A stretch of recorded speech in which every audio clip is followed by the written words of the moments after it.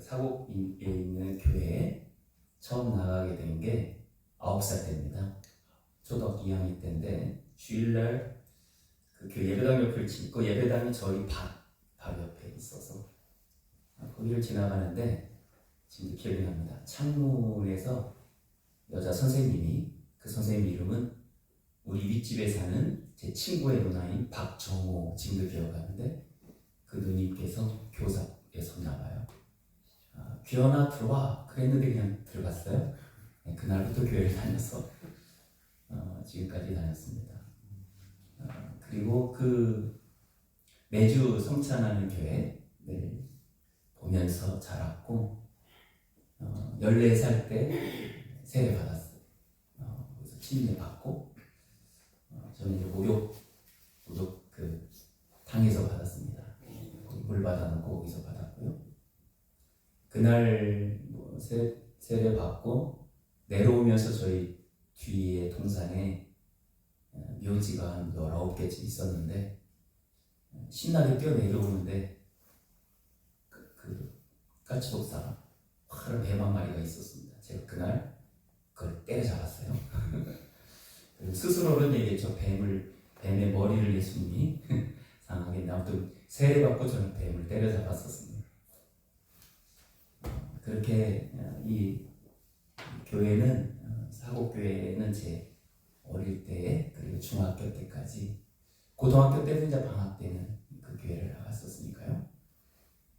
제 어릴 적에 믿음의 뿌리를 그대로 형성한 그런 교회입니다. 그래서 사랑의 교회도 사실 같은 뿌리라서 굉장히 저는 이제 귀하고 또 오면은 뭔가 초대교회 같은 분위기를 느낄 수 있는 곳이 바로 이곳이어서요.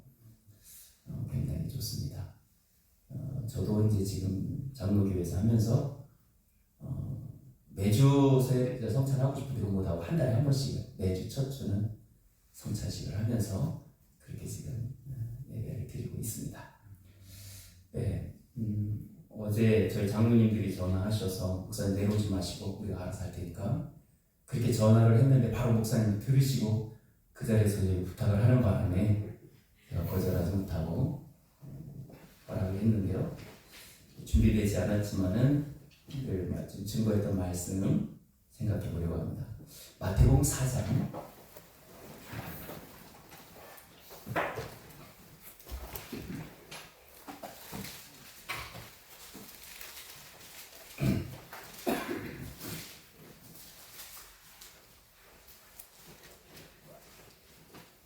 1절에서 11절 제가 봉독하도록 하겠습니다. 그때 예수께서 성령이 이끌려 마귀에게 시험을 받으러 광야로 가사 40일을 밤낮으로 금식한 후에 죽이시니라. 시험하는 자가 예수께 나와서 이르되 네가 만일 하나님의 아들이거든 명하여 이 돌들로 떡덩이가 되게 하라. 예수께서 대답하여 이르시되 기록되었을 때 사람이 떡으로만 살 것이 아니라 하나님의 입으로부터 나오는 모든 말씀으로 살 것이라 했느니라 하시니 이에 마귀가 예수를 거룩한 성으로 데려다가 성전 꼭대기에 세우고 이르되 내가 만일 하나님의 아들이어도 뛰어내리라. 기록되었을 때 그가 너를 위하여 그의 사자들을 명하시리니 그들이 손으로 너를 받들어 발이 돌에 부딪히지 않게 하리로다 하였느니라. 예수께서 이르시되 또 기록되었을 때 주 너의 하나님을 시험하지 말라 하였느니라 하시니 마귀가 또 그를 데리고 지극히 높은 산으로 가서 천하만국과 그 영광을 보여 이르되 만일 내게 엎드려 경배하면 이 모든 것을 내게 주리라. 이에 예수께서 말씀하시되 사탄아 물러가라. 기록되었을 때 주 너의 하나님께 경배하고 다만 그를 섬기라 하였느니라. 이에 마귀는 예수를 떠나고 천사들이 나와서 수종드니라. 아멘. 우리가 잘 아는 예수님께서 마귀에게 받은 3가지 시험이 나오고 있습니다. 40일을 밤낮으로 금식하신 후에 죽이신 예수님께 시험하는 자가 왔습니다. 그런데 이 시험이 1절에 보면 성령에 이끌려받은 시험이에요. 그러니까 하나님께서 이 시험을 받게 하신 거예요. 이 시험은 마귀가 일방적으로 한 시험이 아닙니다. 그래서 성령에 이끌려서 이 시험을 하게 된 것입니다. 첫 번째 시험이 이겁니다. 네가 만일 하나님의 아들이어든 명하여 이 돌들로 떡덩이가 되게 하라. 배고픈 중에 있을 때 그것도 40일 금식했는데 이 돌들로 떡덩이 되게 하라. 이 시험은 굉장히 매혹적이고 또 정말 이 식욕이 가장 강하다고 하는데 굉장히 정말 유혹되는 그런 시험일 것입니다. 네가 만일 하나님의 아들이어든 이랬습니다. 이 돌들을 떡덩이가 되게 하라. 하나님의 아들이라는 것을 이걸로 증명하라는 이야기도 되겠죠. 예수님 대답하셨습니다. 사람이 떡으로만 살 것이 아니요 하나님의 입으로 나오는 모든 말씀으로 살 것이라. 이거를 제가 좀 더 제 스스로 저에게 적용하기를 이렇게 적용했습니다. 하나님의 아들은 아버지의 말씀으로 산다. 그러니까 아들은 아버지의 말씀으로 사는 거지 떡으로 사는 게 아니다. 마귀가 시험하기를 하나님의 아들이면 돌을 떡덩이 되게 하라. 떡으로 살아라 이런 뜻이겠죠. 이때 예수님 답은 하나님의 아들이라면 떡으로 사는 게 아니고 아버지의 말씀으로 산다. 한번 따라해 볼까요? 참 아들은 아버지의 말씀으로 산다. 세상은 떡이 중요합니다. 떡이 가장 중요하죠. 요즘 돈이 가장 중요하죠. 돈 없으면 못 살 것 같습니까? 그렇게 생각이 되어집니다. 그런데 아니라는 거예요. 하나님의 자녀라면 돈으로 산다가 아니고 말씀으로 산다. 설령 말씀 때문에 굶고 심지어 죽을지도 모른다 할지라도 그때도 하나님의 아들이라면 아버지의 말씀으로 산다. 이것이 예수님께서 우리에게 주신 첫 번째 말씀이죠. 이 말씀은 신명기에 나오는 말씀을 예수님이 인용한 것입니다. 예수님이 이 말씀을 사탄을 대적할 때 능력으로 대적하지 않고 전부 말씀으로 물리쳤거든요. 이 말씀을 통해 보면 저와 여러분이 하나님의 말씀을 가장 정확하게 알면 사단은 틈타지 못합니다. 어정쩡하게 알면 그 틈으로 들어오는 거예요.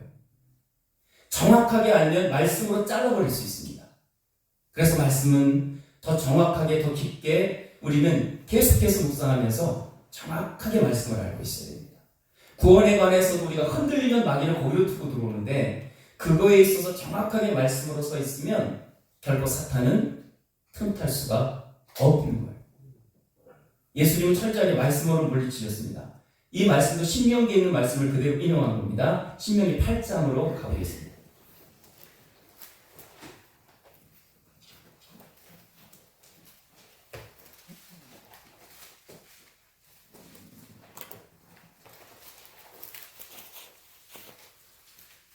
신명기 8장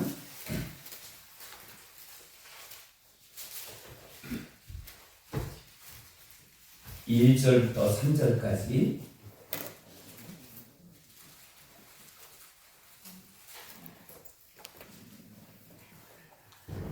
제가 공독합니다. 내가 오늘 명하는 모든 명령을 너희는 지켜 행하라. 그리하면 너희가 살고 번성하고 여호와께서 너희 조상들에게 맹세하신 땅에 들어가서 그것을 차지하리라.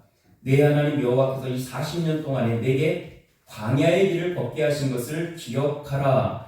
이는 너를 낮추시며 너를 시험하사 내 마음이 어떠한지 그 명령을 지키는지 지키지 않는지 알려 하심이라. 너를 낮추시며 너를 줄이게 하시며 또 너도 알지 못하며 내 조상들도 알지 못하던 만나를 내게 먹이신 것은 사람이 떡으로만 사는 것이 아니요 여호와의 입에서 나오는 모든 말씀으로 사는 줄을 내가 알게 하려 하심이니라. 이 8장 3절 말씀을 인용한 거거든요.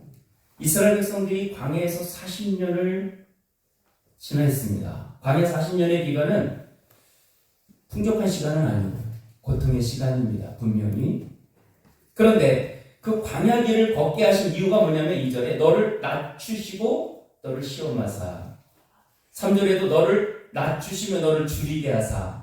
광야길이라는 것은 비단길이 아니기 때문에 분명히 고생의 길이고요.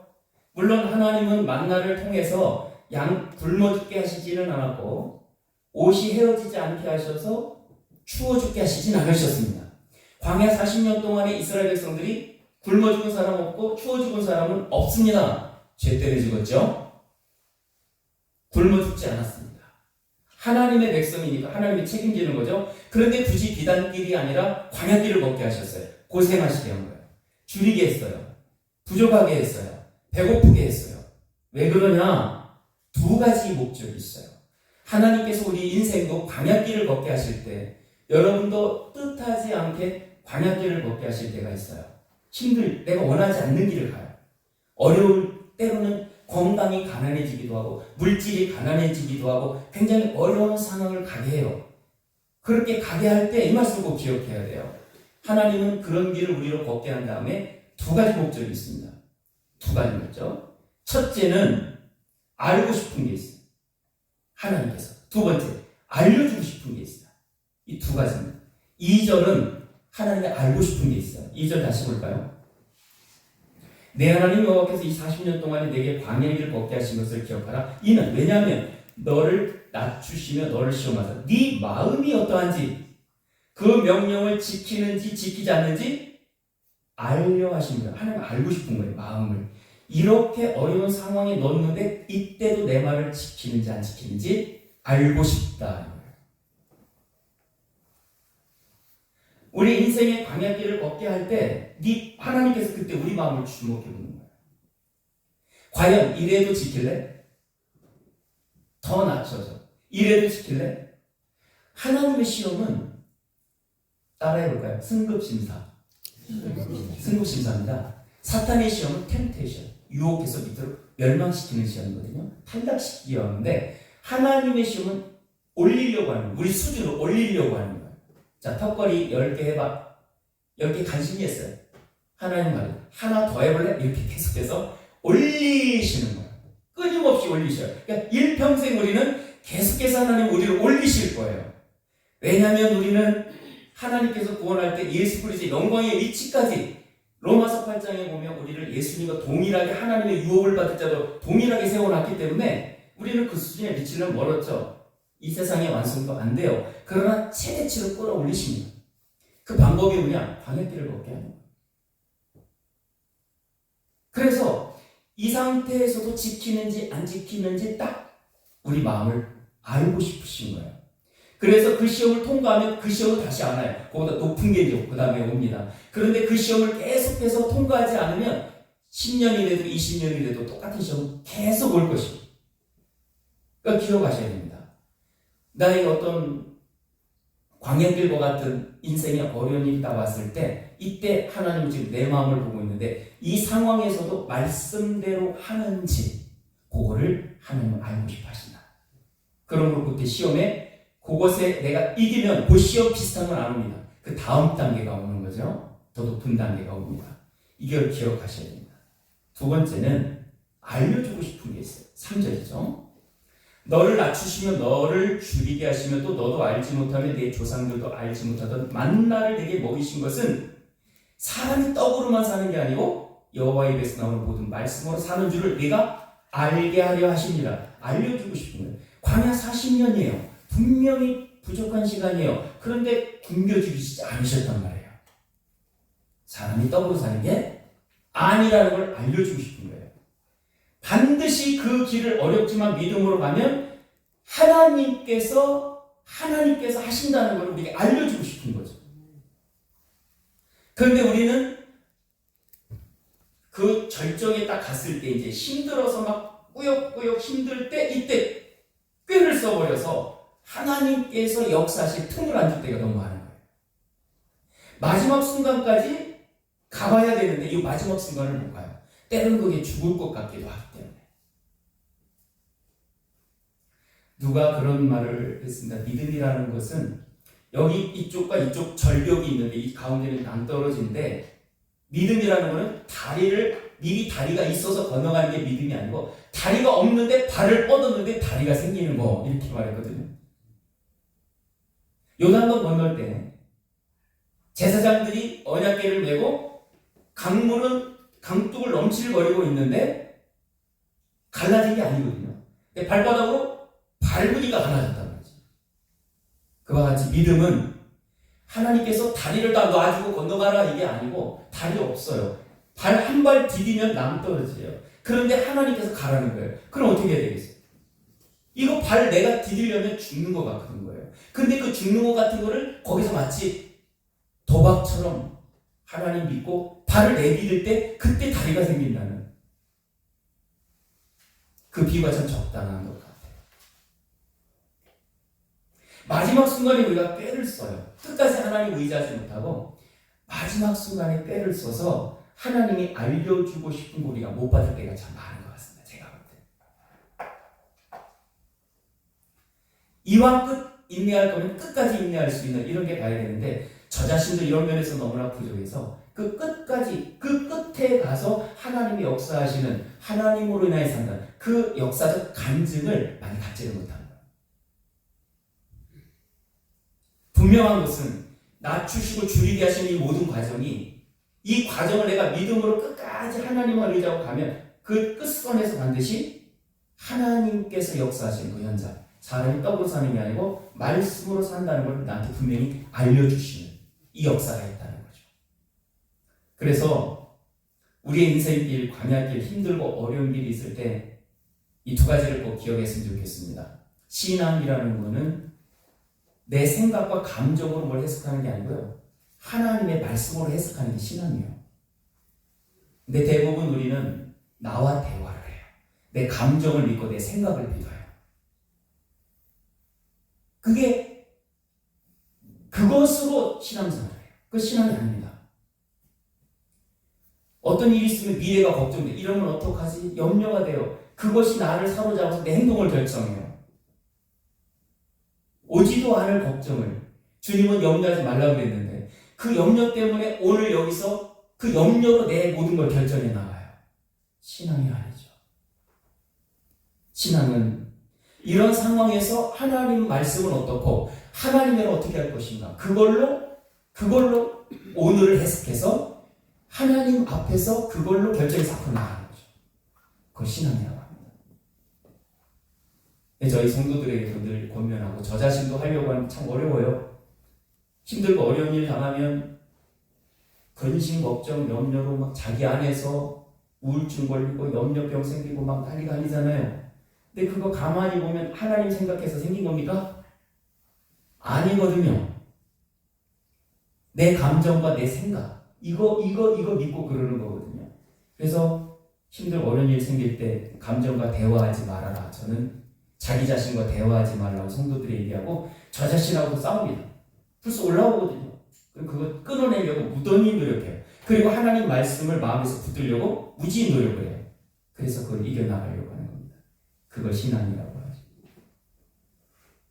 예를 들어서 목사님이 저 밖에서 인사를 하는데 누구랑 인사하는 바람에 한 분이 쑥 지나쳤어. 그분은 인사를 했는데 목사님 이분하고 하냐고 못 보고 지나갔어. 그럼 이분은 마음속에 어떻게 생각하죠? 아, 우리 목사님 바쁘셨겠네. 이러면 좋은데 목사님 오늘 나를 쳐다보도 안 해? 바빠서 했는데 날 쳐다보도 않고 뭐야 이거? 그때부터 마음속에 그걸 말씀을 묵상해야 되는 그런 걸 묵상해. 아주 그걸 보배처럼 묵상을 하죠, 마음에. 그럼 마음에서 그게 요만했던 게 이만큼 커지죠. 나중에 어떻게 됩니까? 너무너무 목사님 믿고 교회 떠나게 돼요. 그러면 잘못하면. 그 해석 자체가 잘못됐어요. 우리는 그런 식으로 살 때가 너무 많은 거예요. 여러분의 생각을 믿지 마세요. 여러분의 마음을 믿지 마세요. 에레미야에 뭐라고 했냐면 만물보다 부패한 것이 인간의 마음이라고 했어요. 저와 여러분의 마음은 부패했다는 걸 인정하셔야 됩니다. 내가 생각하는 게 다 옳지 않아요. 하나님 말씀은 옳아요. 그러니까 내가 생각하는 거 이게 정답이야. 그 고집을 꺾으셔야 돼요. 그거 아닙니다. 그래서 잠언에 뭐라고 했습니까? 자기의 마음을 믿는 자는 어리석은 자라고 했어요. 여러분 마음을 믿지 마시고 혹시 목사님이 이렇게 지나쳤어요. 그러면 사실 마음을 지나치셔서 여기까지만 하시고 그다음 해석을 하지 마셔. 그리고 가서 물어보세요. 왜 그러셨냐? 그래 사실을 확인하고 그걸 갖고 해야지 괜히 자기 감정, 자기 생각이 옳다고 그거 믿고 하면 성도들 간에도 마찬가지인 겁니다. 자기 생각, 자기 마음 다 틀려 있습니다. 그걸 믿으면 안 돼요. 우리가 믿을 건 하나님의 말씀이에요. 하나님의 아들은 하나님 아버지의 말씀으로만 사는 겁니다. 말씀이 이렇다면 이런 거고 말씀이 저렇다면 저런 겁니다. 말씀이 내가 너 죄를 용서했다 그러면 용서받은 겁니다. 내 양심이 안 받은 것 같아. 내 양심의 소리는 난 아직도 못된 것 같아. 그러나 하나님은 용서했어 그러면요. 내 양심의 소리보다 누구 말? 하나님의 말씀을 더 잡으셔야죠. 여러분의 말은 잡을 게 없고요. 그래서 하나님의 아들은 말씀으로 삽니다. 여러분이 가지고 있는 이 하나님의 말씀을 금과 금처럼 귀하게 보시고 한 글자 한 글자 놓치지 마시고 그렇게 깊이 보시면서 말씀 붙들고 사는 여러분 되기 바랍니다. 그게 진짜 하나님의 아들들이에요. 두 번째 시험 뭐라 그랬습니까? 마귀가 예수를 거룩한 성으로 데려다가 성전 꼭대기에 세우고 네가 만약 하나님의 아들이어든 뛰어내리라 기록됐을 때 그가 너를 위하여 그의 사자들을 명하시니 그들이 손으로 너를 받들어 발이 돌에 부딪히지 않게 하리로다. 이때도 사탄이 시험을 하는데 이 시편 말씀 시편 91편 12절을 인용한 건데요. 이 사단은 참 교묘한 존재입니다. 시편을 그대로 인용했는데 이 마태복음에 나오는 이 사탄의 말과 시편 91편 12절을 딱 비교해보면 딱 한 단어가 빠져있어요. 뭐가 빠져있냐면 너의 길에서라는 단어가 빠져있어요. 사단은 그걸 뺐어요. 그들이 손으로 너를 받들어 발이 돌에 부딪히지 않게 하리라 이렇게만 했지 너의 길에서 이 말이 있어요. 시편에. 그 말은 무슨 뜻이냐면 하나님의 백성이 하나님의 말씀을 따라 그 길을 걸어가는 그 동안에는 하나님의 말씀을 따라가는 그 말씀 따라가는 길을 그 길을 걷는 동안에는 하나님께서는 천사들까지 보내서도 너의 발을 돌에 부딪히지 않게 하실 것이다라는 뜻이지 내가 마음대로 사는데도 무조건 천사 보내서 발을 부딪히지 않게 할 거라는 뜻이 아니에요. 근데 사탄은 교묘하게 빼거나 더하죠. 하와를 유혹할 때 선악과를 따먹으라고 유혹할 때도 거기도 어떻게 했습니까? 교묘하게 변화시켰잖아요. 하나님께서 정말 이 동산에 있는 모든 과실을 따먹지 말라 하더냐? 언제 그랬어요? 하나님께서 다 먹어라. 그냥 선악을 알게 하는 지식의 나무 열매 요거 먹지 말아라 그랬지? 나름은 다 먹고 요거만 먹지 말아라 그랬는데 사단은 교묘하게 시험하죠. 하나님 정말 다 먹지 말라 그랬느냐? 이렇게 비슷한 것 같은데 달라요. 말씀을 그렇게 교묘하게 빗들고 왜곡시키고 빼고 더하고 이게 사단이 유혹하는 방식입니다. 이단들도 그렇게 하는 겁니다. 성경 가지고 틀어서 왜곡시켜서 더하거나 빼서 그렇게 하는 것이 이단인 거죠. 어쨌든 네가 만일 하나님의 아들이라면 역시 똑같은 조건으로 뛰어내리라고 했어요. 그때 예수님 대답하셨습니다. 마태복음 4장 7절 예수께서 이르시되 또 기록되었을 때 주 너의 하나님을 시험하지 말라 하였느니라 하시니 하나님 아버지 시험하지 말라 했다. 성경에 나오는 말씀 인용하셨습니다. 주 너의 하나님을 시험하지 말아라. 요걸 때가 또 똑같이 제가 이렇게 적용합니다. 진짜 아들은 아버지를 시험하지 않는다. 따라해볼까요? 진짜 아들은 아버지를 시험하지 않는다. 우리가 진짜 하나님의 아들이라면 하나님의 딸이라면 여긴 아들이라고 그랬는데 아들이란 말은 그냥 대명사입니다. 천국에 가면 딸아들이 없으니까 그냥 아들이라는 통칭을 하나님의 자녀라는 통칭이니까 이해해주세요. 우리 여성들님들 왜 딸이라고 안 해주냐고 하면 곤란해요. 참 하나님의 아들은 내가 믿는 아버지를 뭐하지 않는다고요? 시험하지 않는다. 진짜 아버지를 믿는다면 시험할 필요가 없는 거예요. 인생 살면서 하나님 아버지를 시험할 필요가 없어요.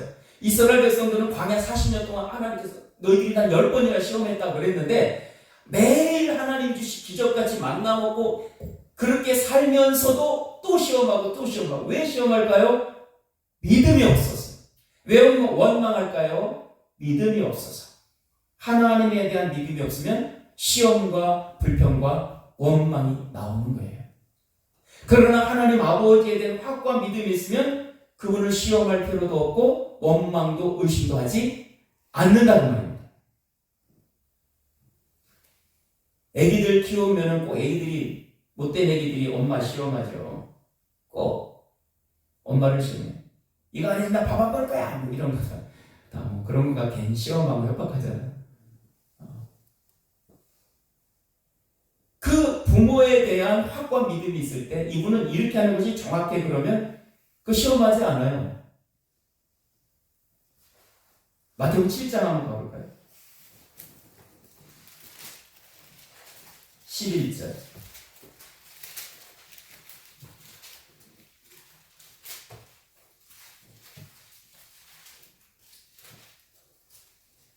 같이 한번 공동하겠습니다. 시작. 너희가 악한 자라도 좋은 것으로 자식에게 줄 알거든 하물며 하늘에 계신 너희 아버지께서 구하는 자에게 좋은 것으로 주시지 않겠느냐. 아멘. 이 땅에 악한 자라고 해도 자식한테는 좋은 것 주려고 해요. 너무나 당연하죠. 물론 능력이 안 돼서 제대로 못 줘요. 그리고 능력이 돼도 좋은 거를 준다고 하는데 어떤 때 나쁜 거 줄 때가 많아요. 세상의 아비들은요. 돈으로만 다 해결하려고 하면 그 자식 버립니다. 지혜가 없어서 그러나 의도는 좋은 거 주려고 한 거예요. 세상의 아비도 자식한테는 좋은 거 주려고 해요. 하물며 완전하신 하나님 아버지 예수 그리스도를 영접한 저와 여러분의 아버지 그분은 완전하십니다. 선하십니다. 의로우십니다. 진실하십니다. 신실하시고 그 사랑이 완전한데 영원까지 하십니다. 이것이 저와 여러분의 아버지입니다. 저는 제가 받은 최고의 복은 이거거든요. 예수 믿고 하나님 내 아버지가 되어준 거. 저는 아버지라는 말만 하면 너무 좋아요. 그래서 아버지가 좋아요. 왜 하나님 아버지라서? 그냥 아버지가 좋아요. 아버지 하나면 다 끝나요. 그냥 하나 이분이 나 아버지다. 내가 그의 아들이다. 이거 하나면 끝나요. 왜? 오늘도 나에게 좋은 거 주셨으니까. 오늘도 나에게 가장 좋은 거 주신 겁니다. 아니 나 부족한데요. 돈도 못 벌어요. 부족한데요. 아니요. 지금 그 상태가 가장 좋은 겁니다. 저도 시골에서 목회하고 있지만 그 감사가 매일 있습니다. 하나님 지금 나에게 주신 성도들, 교회, 나의 환경, 내 모든 것, 내가 가지고 있는 이 모든 것, 이게 가장 나에게 최선의 것으로 하나님은 주신 겁니다. 저는 인정합니다. 이거보다 저에게 더 주잖아요. 제가 감당이 안 되는 거예요. 감당이 안 되는 거예요. 하나님은 언제나 많이 주시고 싶어요. 그런데 내 그릇이 이만해요. 그리고 여기다 쏟아부어요. 요거밖에는 나는 갈 수가 없는 거예요. 내 그릇에 정확하게 맞게 줘야 그만큼 있어야 행복한 거지 더 많은 걸 가져가야 감당할 수가 없습니다. 하나님은 나의 모든 형편과 사정과 내 영적 수준과 내 실력과 모든 것을 정확하게 알고 계시기 때문에 거기에 딱 맞게 오늘 딱 주신 거예요. 심지어 나에게 어려움이 와도 그것도 딱 필요해서 가장 좋은 걸 주신 거예요. 저는 그걸 믿어 의심치 않습니다. 나에게 오늘 고난이 왔습니까? 딱 좋은 겁니다.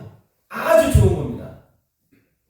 범사에 감사라는 말씀은 이게 하나님의 뜻인데 하나님은 나에게 언제나 뭐만 주십니까? 좋은 것만 주신다. 혹시 여러분에게도 짐이라고 생각되는 게 다 있을 거예요. 제가 보니까 유명 연예인들도 보면 다 무거운 짐들이 하나씩 있더라고요. 다 집집마다 사정이 없는 집이 없더라고요. 여기 가정마다 이야기 들어보면 아마 다 하나씩 뭔가 무거운 이거 없었으면 좋겠어 라는 게 다 하나씩 있을 거예요. 그때 여러분 그거요. 그거 생명입니다. 그 짐이 생명입니다. 하늘을 나르는 비행기가 하늘을 나르려면 반드시 필요한 게 하나가 있습니다. 그게 뭔지 아십니까? 브레이크입니다. 그 속도를 거꾸로 끄집어 드릴 수 있는 그 브레이크 없으면 날라만 갖다 떨어져 다 망하는 거예요. 반드시 짐이 있어야 됩니다. 저와 여러분에게 그 고난이나 때로는 무거운 짐이 없으면 여러분 신앙 털어버리고 헐렁 날아갈 수 있습니다. 하나님은 그 짐으로 나를 눌러서 하나님 의자리에 만들고 있는 거예요. 그렇기 때문에 나에게 있는 모든 것을 하나님이 나에게 준 가장 좋은 것이라고 기쁘게 감당하셔야 됩니다. 어떤 분은 더 무거울 것 같은 짐이 있는 분들도 있어요. 그건 하나님이 정확하게 그분을 알기 때문에 그 수준에 맞춰주신 겁니다. 큰 짐이 왔다면 그것은 그 정도의 실력이 된다고 하나님이 인정하셨다는 뜻이니까 감사하셔야 됩니다. 사도행전 4장인가요? 거기 보면 제자들이 이제 복음 전하다가 제사장들한테 잡혀가지고 채찍 맞고 막 협박당하고 나왔잖아요. 나오면서 능욕받는 일에 합당한 자로 여겨주심을 감사했다, 기뻐했다, 그런 말씀이 있습니다. 무슨 뜻입니까? 아무나 하나님께서 그런 채찍 맞고 주님을 위해서 그런 순교당하는데 끼워주지 않는다는 거예요. 믿음의 실력이 어느 정도 돼야 끼워주는 겁니다. 네 아들을 번제로 바쳐라, 이 정도 하려면 아브라함 정도의 믿음은 되어야 그 정도 시험 주지. 여러분 걱정하지 마세요. 아무한테나 그렇게 안 하시니까. 그 정도 수준은 돼야 감당할 시험 밖에는 당할 것이 없는 거기 때문에 그 정도 짐은 감당할 수 있으니까 주신 거예요. 우리가 이 짐이 너무 힘들다고 하나님 왜 나에게 이걸 주셨습니까? 이건 하나님을 시험하는 자세예요. 그게 아니고 이거를 나에게 주신 것은 분명히 꼭 나에게 좋은 것만 주시는 하나님께서 이게 필요하니까 나한테 준 것이다. 절대 하나님을 시험하지 않습니다. 원망하지도 않습니다. 의심하지도 않습니다. 그냥 감당하는 겁니다. 오늘 나에게 고통 주시면 고통의 순종, 오늘 사망 선고 내리면 사망의 순종, 우리는 순종하면 되는 거지 더 이상 거기에 다른 게 없는 거죠. 그것 때문에 불평하거나 원망할 이유가 없습니다. 오늘 비가 오면 우리는 비 오는 날 순종해서 우산 쓰고 나가는 것 아니에요? 눈이 오면 눈 오는 날 순종해야 되는 거 아닙니까? 마찬가지로 우리 인생에 어떤 일이 와, 나는 열심히 신앙생활 하는 것 같은데 왜 이런 게 옵니까? 거기서 원망하고 불평하고 의심하면 믿음이 없는 겁니다. 주 너의 하나님을 시험하지 말아라. 그 하나님은 저와 여러분에게 가장 좋은 것만 주신다는 믿음을 가지고, 그 믿음을 가지고 아멘으로 받으시기 바랍니다. 기쁨으로 감사함으로 받아내시면요, 그것이 여러분에게 엄청난 영광이 됩니다. 신앙의 성장이 있고 영광이 되는 거죠. 그래서 환난을 당할 때 기뻐하라고 로마서 말씀. 환난은 인내를, 인내는 연단을, 연단은 소망을 이룬다 그랬거든요. 환난은 인내를 만들어내요. 우리가 인내해야 됩니다. 환난 당할 때. 그럼 환난을 기뻐하래요. 그것은 환난이 아니기 때문에 나를 인내하게 해서 그다음에 연단하시기 위한 거니까. 연단이 뭐냐면 영어로 보니까 캐릭터예요. 무슨 뜻이냐면 하나님께서 환난을 통해서 그 사람의 캐릭터를 만들고 있는 거예요. 여기 계신 여러분들은 지금까지 인생 살면서 각자가 다른 환난 속에서 여기까지 오셨어요. 그죠? 다 다른 고난, 고생하면서 오셨어요. 그런데 그 고생이 하나님 없이 하면 아주 헛고생이야. 그런데 그 순간마다 하나님이 주신 걸로 믿고 믿음으로 감당하면 그게 여러분의 믿음의 캐릭터를 만들어요. 지금까지 못했다면 오늘부터 하시기 바랍니다. 나에게 오늘 어떤 다른 사람은 아닌데 나한테 이런 환난이 왔고 고난이 왔다. 그럴 때 어떻게 하시겠습니까? 인내하셔야죠. 기뻐하면서. 그렇게 말씀하셨습니다. 환난은 인내하는 과정이 뭐냐? 하나님이 나를 비치시는 과정이에요. 내 캐릭터를 만들어가는 과정이에요. 나를 더 영화롭게 만들어가는 과정이라는 말이죠. 그렇게 믿음으로 그걸 해석하고 믿음으로 행동하는 저와 여러분 될 수 있기를 바랍니다. 마지막 시험은 시간이 많이 갔으니까 사단이 이제 뭐라고 그럽니까? 천하만국을 다 보여주면서 나에게 절하라, 다 주겠다 했거든요. 그 대신 뭐라고 합니까? 사탄아 물러가라, 주 너의 하나님께 경배하고 다만 그를 섬기라 하였느니라, 이 말씀하셨어요. 나한테 엎드려 경배하라는 거예요. 세상 다 주고 여기에는 하나님의 아들이라는 조건은 없어요. 그러나 저는 여기도 이렇게 적용했습니다. 하나님의 아들은 아버지 외에는 절하지 않는다. 따라해볼까요? 하나님 자녀는 아버지 앞에 외에는 절하지 않는다. 돈에게 절하지 마시고요. 사람에게도 절하지 마시고 세상의 명예 권력에도 절하지 마시고 사람들이 나를 알아주냐 안 알아주냐 이런 것 때문에 절하지 마시고 어디 갔는데 왜 나한테만 인사 안 해 이런 것 때문에 절하지 마시고 삐지지 마시고 나는 하나님의 자녀 나는 하나님 앞에서만 절하는 사람이에요. 하나님 우리를 그렇게 높여주신 거예요. 어떤 것에도 절하지 마십시오. 대신 하나님의 말씀을 하라는 건 해야 돼요. 권세자들에게 복종하라고 했으니까 뭘 말씀대로 권세자들은 존경해주고 복종해주는 거예요. 흰머리에 머리를 숙여라. 그러니까 이 땅에 우리 노년 어르신분들에게도 가서 인사하는 거예요. 하나님의 말씀 때문에 가서 하는 거예요. 우리는 하나님의 말씀 외에는 절할 필요가 없어요. 이 정도의 자부심과 당당함을 가지셔야 하는 자녀예요. 저도 잘 안 돼서 제가 이렇게 큰 소리 뭐 지금 설교하니까 니는 잘하냐? 아니요, 못해요. 못하죠. 그런데 최소한 이 말씀 알기 때문에 이렇게 하려고 노력을 하는 거죠. 하려고 노력하는 거예요. 요한복음에 예수님은 사람에게 세 가지를 하지 않았어요. 첫째, 사람을 의지하지 않았다. 두 번째, 사람의 영광을 취하지 않았다. 세 번째, 사람의 증거를 취하지 않았다. 세 가지가 나와요. 저도 그 말씀 따로 그 말씀대로 해보려고 노력을 해요. 사람의 증거, 사람의 영광 취하지 않아 보려고. 그래서 목회자들 세계에서도 그런 게 있잖아요. 가서 이렇게 보면 좀 잘 나가신 분들이 인사 막 하고 막 해주고 하면 좀 영광스럽고 그런 거 있잖아요. 혹시라도 안 하면 좀 속상하고 그런 거 있잖아요. 그런 거 초월하려고. 내가 내가 그런 거 때문에 내가 자존심 상하고 나는 그런 거 아니야. 아예 그렇게 마음 먹고 그렇게 사니까 뭐 인사 안 하고 뭐 안 해줘도 조금 더 속상하지 않더라고요. 노력하는 거죠. 우리는 불완전하니까 절하지 않습니다. 하나님 외에는 절하지 않는다. 이 정도의 자부심을 가지고 저와 여러분이 하나님의 자녀로 살아갈 수 있기 바랍니다. 하나님의 자녀라면 하나님의 아들이라면 첫째, 말씀으로 삽니다. 떡으로 살지 않습니다. 두 번째, 뭡니까? 시험하지 않습니다. 아버지를 시험하지 않습니다.